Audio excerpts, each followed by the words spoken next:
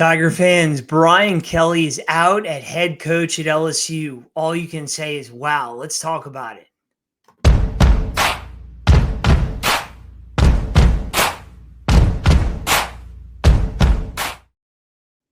What's going on, Tiger fans? Thanks for joining me again. Teddy Brennan here on Louisiana Boot Crew Media, always sponsored by Revel Asphalt Services.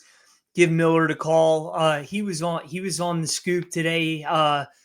He's got some sources, and so we appreciate him keeping us up to date with things. 225-773-3990. Best asphalt company in Louisiana, and honestly, the whole Gulf Coast. Give them a call. They're going to take really good care of you. But, I mean, I don't think a lot of people thought that we would be here on this Sunday night, October 26th, having this conversation. But Brian Kelly is no longer the football coach at LSU. Pretty crazy when you think about a month ago, LSU was undefeated, 4-0, top five. But look, Brian Kelly has no one to blame but himself. Basically his entire time at LSU, he's just blamed everybody but himself. He loves in his press conferences to say they, never I, never me. So, look, what goes around comes around. Look, he's going to get a nice little buyout. Everyone has been talking about how big that number is, but $53 million. It's going to be spread over time, and then if he gets if he gets another job, which he's most likely going to get a pretty significant job somewhere else, that number is going to be significantly cut and offset. And the Tigers, look, they're free now, and so I think LSU fans, LSU alumni, just everybody can breathe a sigh of relief. I know the players are probably in a very difficult position right now. A lot of transfers coming in. They don't know their next move.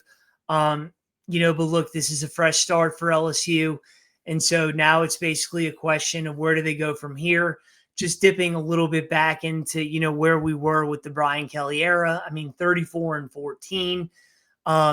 He went to one SEC championship game, got his ass beat by Georgia. No SEC championship victories. No playoff appearances, certainly no national championships. By this point, Les Miles had an SEC championship and a national championship. Orgeron had an SEC championship and a national championship. And Nick Saban had two SEC championships and a national championship. And so, look, that's a high bar to be compared to. But Brian Kelly, he wanted all the smoke. He came down here. He said that he didn't have the resources to be able to recruit the talent at Notre Dame. And so that's why LSU was the spot for him. And I think everybody thought that it made sense. LSU maybe needed a little discipline. They needed somebody to kind of get everything aligned, as he would like to say, and organized. And I think he has stabilized the program in that sense. I think the ship is moving in the right direction. But shit, that ship is not moving very fast. And last night was the straw that broke the camel's back. I mean, absolutely got embarrassed by Texas A&M. Second year in a row that A&M has just come out and beaten the shit out of LSU in the second half. I know everybody likes to tie that to the Tommy Moffitt, the old strength and conditioning coach, who was at LSU for over 20 years, won those 3 championships. But look, Tommy Moffitt, he needed a fresh start. He needed a fire set under him. And so I think, just to say that if he had stayed at LSU, this is what he'd be doing. I think a lot of Tiger fans would remember that we all wanted a little bit of a break from Tommy Moffitt. And so good for him. He went to another spot. He deserves it. He's an all-time Tiger. He's always going to be an LSU Tiger. He's going to be welcome back. So many players speak so highly of him. And speaking of former players, that's where this really started to go south for Brian Kelly. When you started to hear, forget the whispers, it was just loud cries, particularly last week after Vanderbilt kicked LSU's ass, from Booger McFarland, Jacob Hester, T-Bob, Braden Fehoko, just guys that, have been a part of the LSU program when it was tough, it was physical, there was swagger, LSU wanted to punch you in the mouth. there was none of that anymore. LSU's gotten broken. They've gotten soft, and they've lost their way. And so I don't know what happened in the sense that Brian Kelly at Notre Dame, he was known for a physical football team. Always was producing great offensive linemen to the NFL, tight ends, physical running game and a very good defense. And you could never piece it together. You had a great offense in 2023. What a waste with Jaden Daniels and then Malik Nabers and Brian Thomas.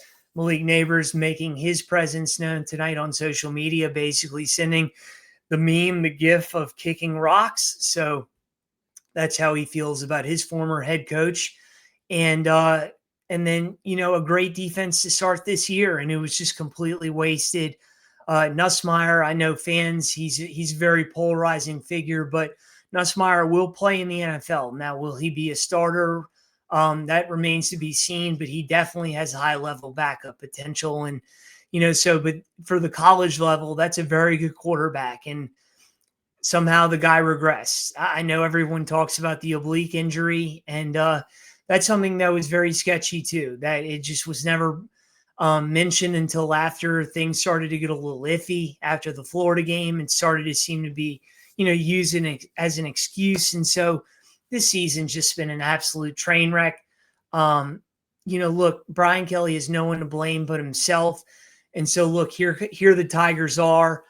Frank Wilson's going to be the interim head coach moving forward. You couldn't ask for anybody better. He has head coaching experience coming from McNeese.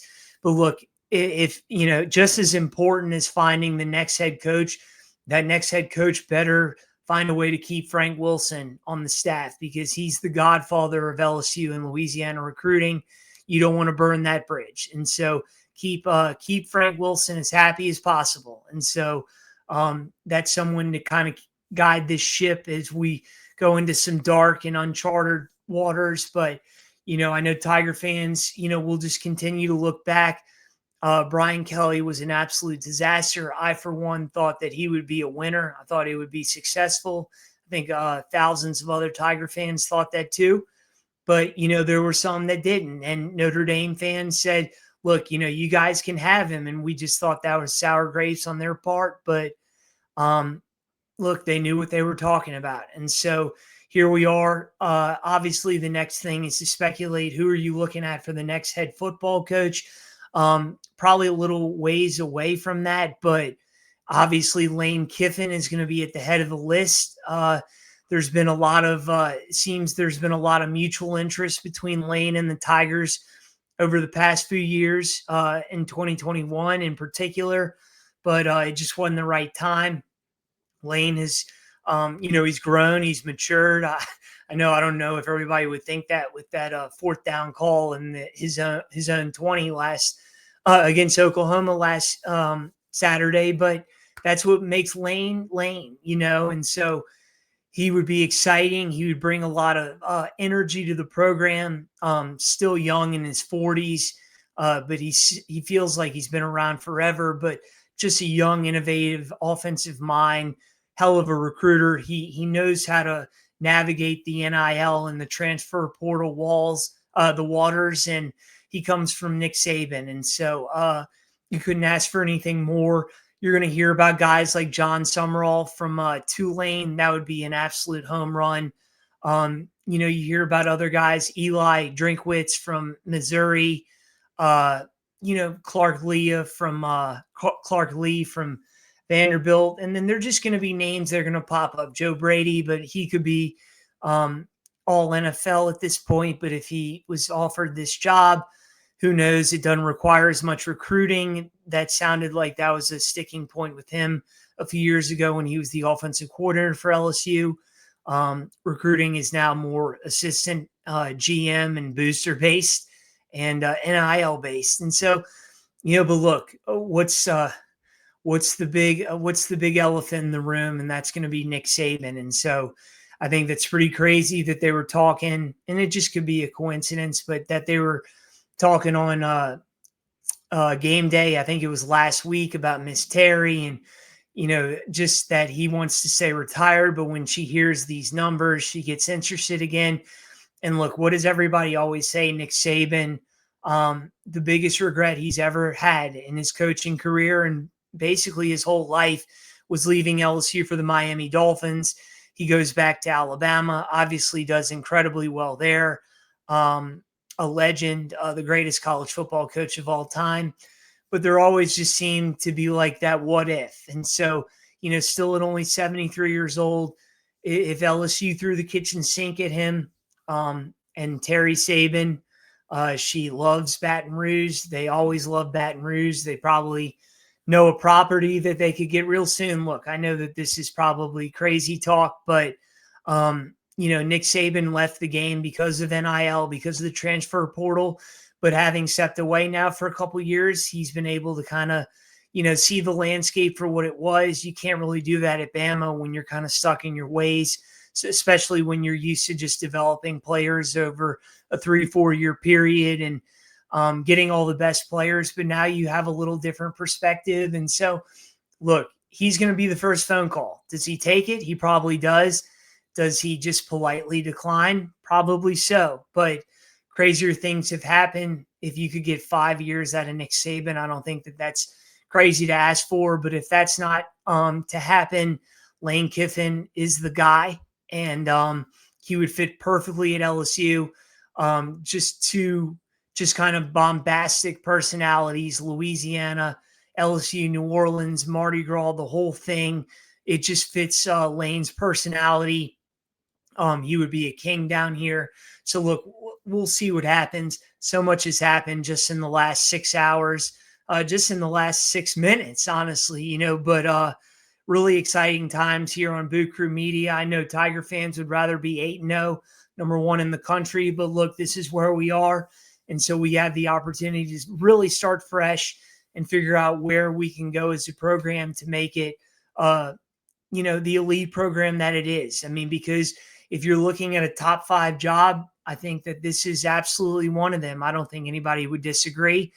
I think you've got LSU. I think you've got Georgia, probably Ohio State, Texas, and maybe Alabama. I mean, I think Alabama is a great job, but you have to be a Saban or a Bryant. They've had a lot of coaches in between that haven't had a lot of success there. And so, look, but I mean, LSU is a premier job, and all the resources, the in-state recruiting, you're basically as powerful as the governor. I mean, the governor was involved in all of this stuff tonight. It just goes to show how much LSU football means in this state. And last night was an embarrassment to this state.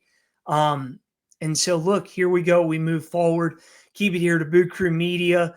We're going to have so much for you moving forward. Now the work begins. It's going to be a lot of fun to cover this. So much, the Saints dropped one today. That's tough. But still a lot of great Saints coverage. Pelicans really getting into high gear here. No better Pelicans coverage in the area than Boot Crew Media. Justin Ross, Lido, Cheddar Chaz, they do it all. They do it the best. But, here we're going to have a lot of LSU news for you. We're going to see who some of these candidates are moving forward and what happens with the players. We're going to see if there are going to be any transfer portal things, and there's just going to be a lot moving forward. So keep it here. Crazy Sunday night. Brian Kelly out at LSU. Wow. Who would have thought? But here, you heard it here on Boot Crew Media, and we'll have a lot more for you moving forward. But for now, go Tigers as always.